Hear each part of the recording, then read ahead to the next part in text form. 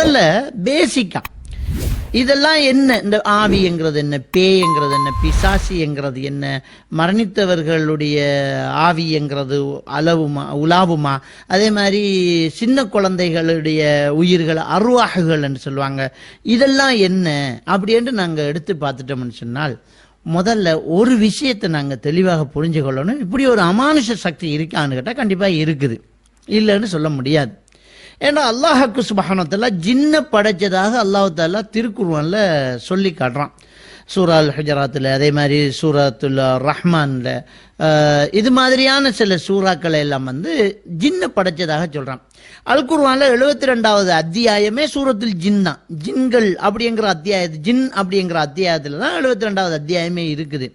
ஜின் சம்பந்தப்பட்ட செய்திகள், ஜின்னை பற்றிய சில தகவல்கள் அதான் அந்த சூறாவிலேயே இருக்கக்கூடியதாக இருக்குது.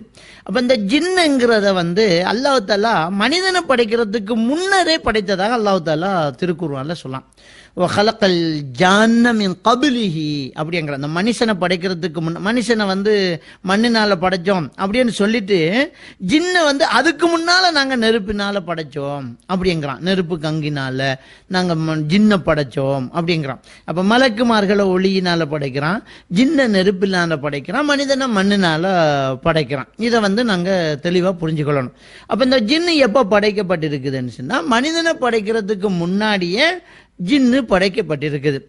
இந்த ஜின்னுடைய பல தன்மைகளையும் அதனுடைய சில விஷயங்களையும் தான் வேற பேர்களால் மக்கள் அழைச்சிட்டு இருக்கிறாங்க. அருவாகுங்கிறது, ரூஹுங்கிறது, ஆவிங்கிறது, பிசாசிங்கிறது, முனிங்கிறது, இது மாதிரியாக வேற வேற பெயர்களை இந்த ஜின்னுக்கு வச்சு நம்ம பயன்படுத்துறது அதனுடைய ஒவ்வொரு தன்மைகள் கொண்டதை ஒவ்வொரு ஜின்னை நம்ம நினைச்சுக்கிட்டு இருக்கிறோம்.